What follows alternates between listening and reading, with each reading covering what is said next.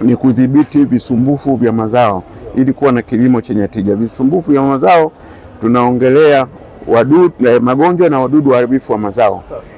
Kwa hiyo unaposikia kwamba Tanzania ina utoshelevu wa chakula wa 130%, kuna mchango mkubwa sana wa mamlaka yetu.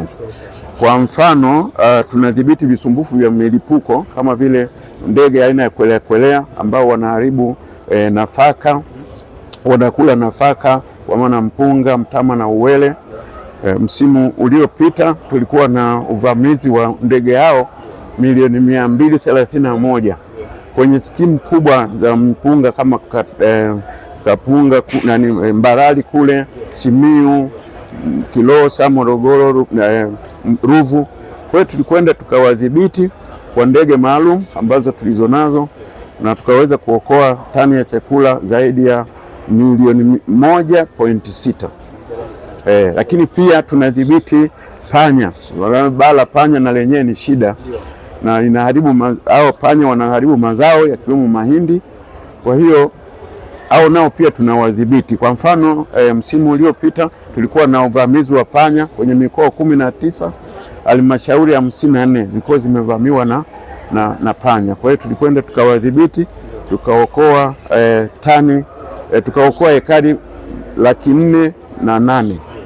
Unaona Lakini pia tuna changamoto kubwa pia ya viwavijeshi. Viwavijeshi pia ni wadudu waharibifu sana, kwa hiyo na wenyewe walikuwa wamevamia viwavijeshi walikuwa wamevamia ekari 219. Kwa hiyo tukaenda tukawadhibiti, tukaokoa tani za mazao 519 ikiwemo mahindi. Kwa hiyo hii pia inatuinua. Kwa mfano katika Afrika sisi wa Tanzania ilikuwa ni nchi ya 3 kwenye uzalishaji wa mahindi. Ilikuwa South Africa, inafuata Nigeria, then tutafuata sisi. Lakini sasa hivi tumepanda, tumekuwa wa pili. Kwa hiyo yote hii ni kwa sababu ya kazi ambayo inafanywa pia na TPHPA. Lakini kazi nyingine ambayo tunafanya ni kusimamia matumizi sahihi na salama ya viuatilifu. Kwa sisi ndio tunadhibiti viuatilifu kuanzia utengenezaji, usafirishaji pamoja na matumizi. Kwa maana mtu yoyote anayetaka kufanya biashara ya viuatilifu hapa Tanzania ni lazima aombe kibali kwetu, tumpe kibali, lakini pia apate mafunzo ndio aweze kupata viuatilifu. Lakini pia tunatoa mafunzo kwa wakulima juu ya matumizi sahihi na salama ya viuatilifu ili kulinda afya ya walaji, wanyama pamoja na mazingira. Lakini kazi nyingine ambayo tunafanya ni kuhifadhi nasaba za mimea, kwa maana tuna gene bank ya taifa ambayo tunahifadhi mbegu, hasa hizi mbegu za asili. Sasa hivi tunazo 10,000 aina 10,000. Hizi ni mbegu ambazo zimekusanywa kutoka mikoa mbalimbali, kwa hiyo tunahifadhi pale, inatumika na watafiti kwa ajili ya ugunduzi wa mbegu. Hizi mbegu zina sifa mbalimbali, zingine zinastahimili ukame, zingine zinazaa sana.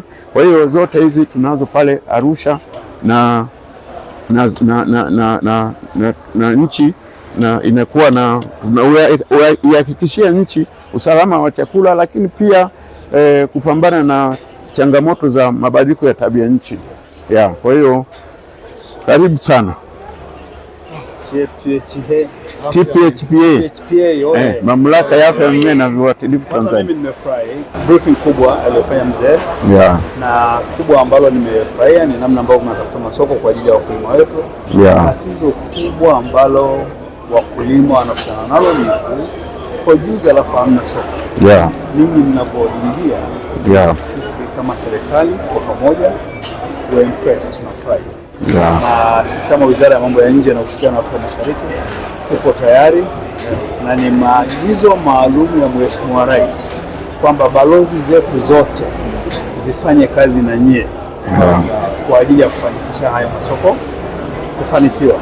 Mfano kuna nchi moja nimeisikia na sasa kuitaja, wanapeleka ndizi zile za Bukoba wanapeleka Marekani na Canada. Naombeni na ninyi kama jicho letu la kutafuta masoko muangalie, kushirikiana na ubalozi wetu wa Washington na wa Ontario kule Canada. Muangalie kwamba ni namna gani tunaweza tukafanya ili kufungua hayo masoko. Lakini makampuni 40, makampuni 10 na ngapi ya parachichi ni passion kubwa sana. Yes. Hongereni. Lakini nyingine ambalo mimi nimefurahia ni huu uhifadhi wa mbegu zile za asili. Yeah. Ndio, inawezekana mataifa yakawaletea mbegu zao, lakini mwisho wa siku nia yao ikawa sio njema sana kwetu. Ndio. Kwanza wanajua maeneo yetu ni ukanda ambao wanapokea mvua sio nyingi kulingana na Amazonia, mfano kama Ulaya wanapokea nyingi huko. Kusini mwa jangwa la Afrika la Sahara tunapokea mvua kidogo. Kwa hiyo wanakuletea mbegu ambazo zinahitaji mvua maji mengi. Baadaye kwa sisi ni food dependent na watu wengine, sasa tumeondoa mbegu za asili. Kwa hiyo hata kuhifadhi hivi, mimi kwa kweli kama kiongozi wa serikali ninafurahi na kuongeza kazi yenu, lakini kazi kubwa imefanywa na Mheshimiwa Rais kuongeza bajeti yenu kilimo kwa ujumla, maana bila bajeti kweli inaweza kufanyika. Lakini ninaona nyuso za furaha na Mungu awabariki sana, kila laheri.